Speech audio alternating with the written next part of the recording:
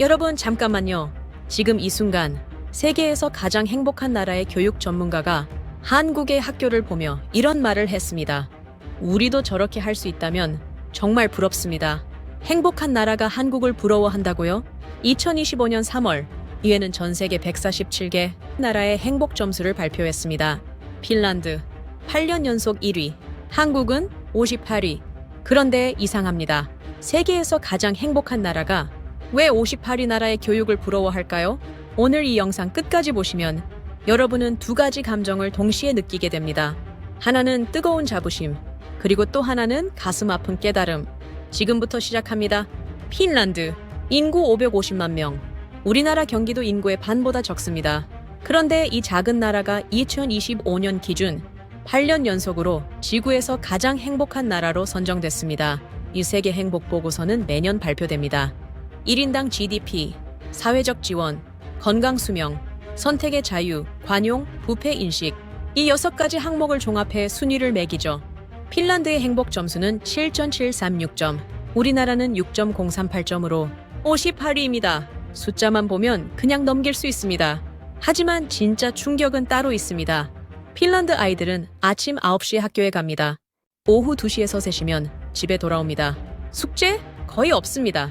학원? 존재하지 않습니다. 시험도 없습니다. 초등학교 6년 동안 중간고사, 기말고사가 단 한 번도 없는 나라입니다. 점수로 아이를 줄 세우지 않습니다. 등수를 매기지 않습니다. 그런데도 핀란드 학생들은 OECD 국제학 업성취도 평가 비이사에서 꾸준히 상위권을 유지해 왔습니다. 경쟁 없이, 시험 없이, 학원 없이. 어떻게 그게 가능할까요? 여기서 핀란드 전 국가교육청장 에르키 아호의 말이 떠오릅니다. 경향신문이 기록한 그의 발언입니다. 경쟁은 경쟁을 낳아 결국 유치원생들까지 경쟁의 소용돌이 속에 말려들게 될 것이다.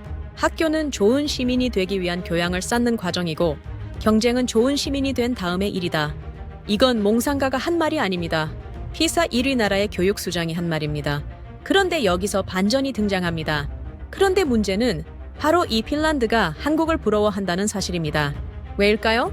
이유는 영상 후반부에서 공개됩니다. 지금은 먼저 한국 이야기를 해야 합니다. 김지훈, 지금은 40대 중반의 평범한 직장인입니다. 하지만 1990년대 말 그는 서울의 한 고등학교에서 새벽 2시까지 공부하는 학생이었습니다. 그는 이렇게 회상합니다. 학원 끝나고 집에 오면 밤 12시였어요. 그래도 숙제가 남아 있었죠. 자다가 깨서 새벽에 다시 공부하고 그때 제가 왜 사는지 모르겠다는 생각을 했어요. 김지훈 씨는 특별한 경우가 아닙니다. 2022년 OECD가 발표한 피사 결과를 봐야 합니다. 한국 학생들의 수학 성적은 OECD 37개국 중 1에서 2위, 읽기는 1에서 7위, 과학은 2에서 5위. 한국은 전 세계에서 학업 성취도가 가장 높은 나라 중 하나입니다. 이건 팩트입니다. 자랑스러운 사실입니다. 그런데 문제는 여기서 시작됩니다.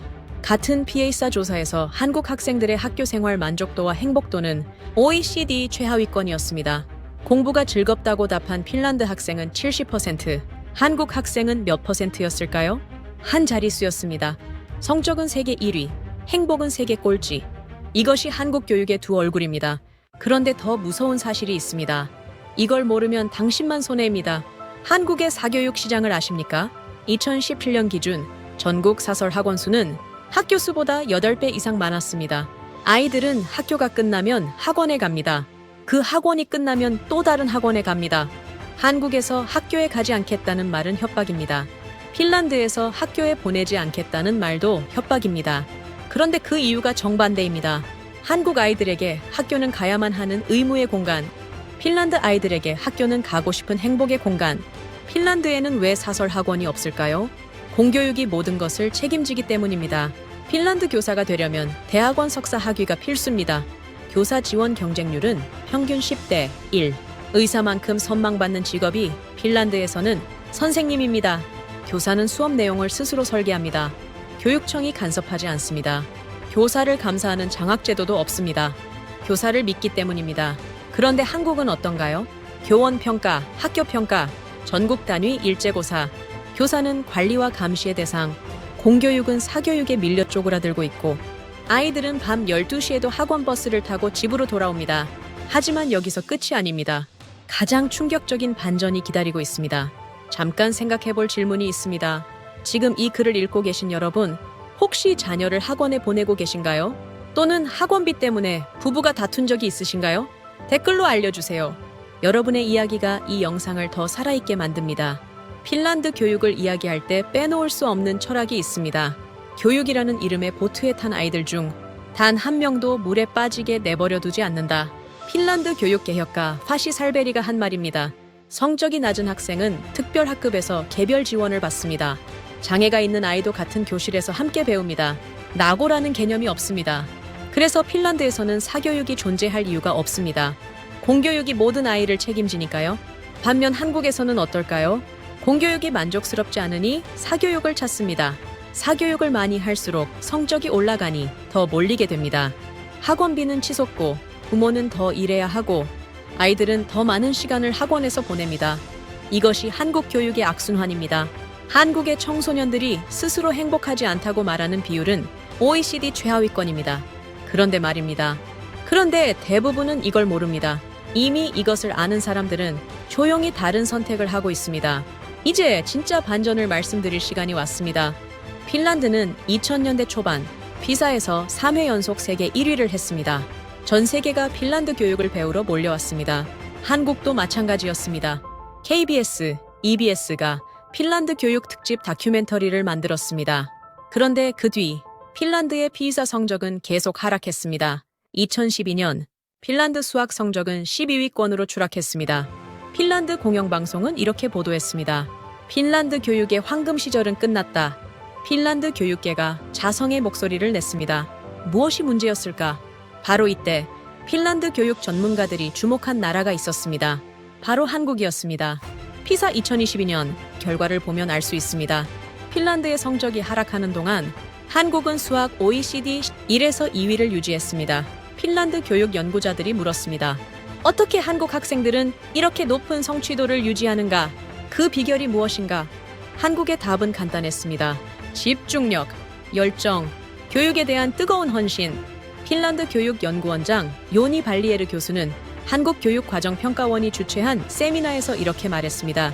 한국 학생들의 학업 의지와 성취도는 세계 어느 나라에서도 찾아보기 어려운 수준이다.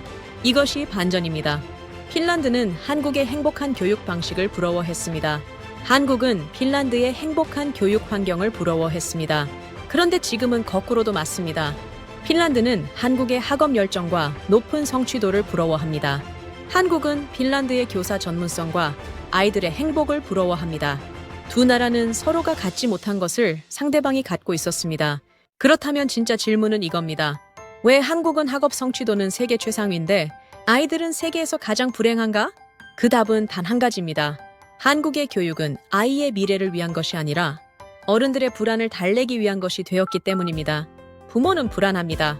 내 아이가 뒤처질까봐, 스카이에 못 갈까봐, 좋은 직장을 못 얻을까봐 그 불안이 학원비로 흘러들어가고 아이의 밤을 빼앗아 갑니다. 그런데 아이러니하게도 한국의 대학 진학률은 80% 후반, 핀란드의 대학 진학률은 60%대. 핀란드는 왜 대학 진학률이 낮을까요? 학력에 따른 임금 격차가 한국보다 훨씬 작기 때문입니다. 대학을 나오지 않아도 존엄한 삶을 살 수 있는 사회이기 때문입니다. 결국 교육의 문제는 교육만의 문제가 아닙니다. 사회 구조의 문제입니다. 불평등의 문제입니다. 그리고 그 중심에 우리 아이들이 있습니다. 여기서 동서고금을 관통하는 한 가지 진리를 말씀드리겠습니다. 맹자의 어머니는 자식을 위해 3번 이사를 했습니다. 이것을 맹모삼천지교라고 합니다. 우리 부모들도 자식을 위해 모든 것을 겁니다. 강남으로 이사하고 비싼 학원을 보내고 잠을 줄입니다. 그 마음은 맹자의 어머니와 다르지 않습니다. 아이를 사랑하기 때문입니다. 그런데 맹자의 어머니가 이사한 곳은 학원가가 아니었습니다. 선비들이 예를 갖추는 곳이었습니다. 그가 원한 것은 아이가 경쟁에서 이기는 것이 아니라 바른 인간으로 자라는 것이었습니다. 2000년이 지난 지금 우리는 자식에게 무엇을 원하고 있을까요? 2025년 UN 세계 행복 보고서는 한 가지 사실을 강조했습니다. 타인과 함께 밥을 먹는 사람이 더 행복하다는 것. 기부하고 봉사하고 낯선 사람을 돕는 문화가 있는 나라일수록 행복 지수가 높다는 것. 그런데 한국에서 혼밥은 일상이 됩니다. 아이들은 학원에서 끼니를 해결합니다. 부모와 저녁을 함께 먹는 가족이 점점 줄어들고 있습니다. 핀란드 아이들은 오후 3시에 집에 돌아옵니다. 그리고 가족과 함께 저녁을 먹습니다. 그것이 핀란드의 행복을 만드는 보이지 않는 힘입니다. 오늘 영상에서 우리는 두 나라를 봤습니다.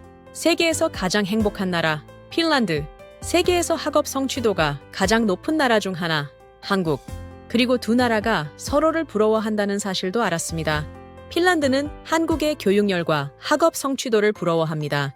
한국은 핀란드의 교육 철학과 행복한 아이들을 부러워합니다. 그렇다면 우리는 무엇을 해야 할까요? 제도를 바꾸는 것은 정치인들의 몫입니다. 사회 구조를 바꾸는 것은 시간이 필요합니다. 하지만 지금 당장 우리가 할 수 있는 것이 있습니다. 오늘 저녁 아이와 함께 밥을 드세요. 점수 이야기 말고, 학원 이야기 말고, 오늘 어떤 일이 있었는지, 어떤 생각을 했는지 그 이야기를 들어주세요. 그것이 핀란드가 수십 년 동안 쌓아온 행복의 첫 번째 벽돌입니다. 마지막으로 여러분께 두 가지를 묻겠습니다. 첫 번째 질문, 여러분은 자녀에게 좋은 성적과 행복한 삶 중 하나를 선택하라고 한다면 무엇을 선택하시겠습니까? 두 번째 질문, 한국 교육이 진정으로 바뀌려면 무엇이 가장 먼저 달라져야 한다고 생각하시나요? 댓글에 남겨주세요. 그것이 오늘 영상을 본 여러분이 지금 당장 할 수 있는 가장 가치 있는 행동입니다. 감사합니다.